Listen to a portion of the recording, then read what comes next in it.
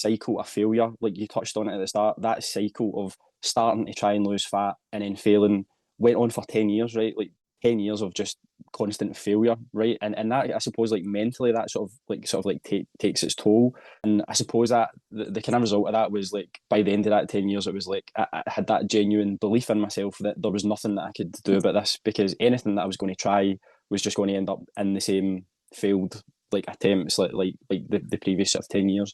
By the time the baby's born, I will be in the best shape of my life, right? And that was the commitment that I made.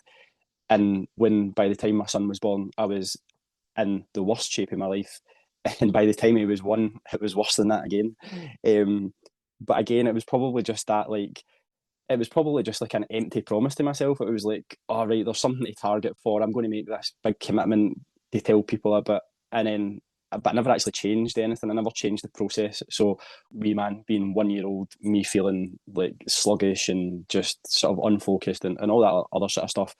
And I think at that point it was more about, it wasn't like, oh, I want to have abs or I want to be able to walk down the beach and looking great. It was more just about like I need to be the sort of best version of myself for sort of like my family, and just I know different. I know that means different things to different people, but for me, when I'm sort of like healthier, and sort of physically well, it's got a massive impact on me mentally. Yeah.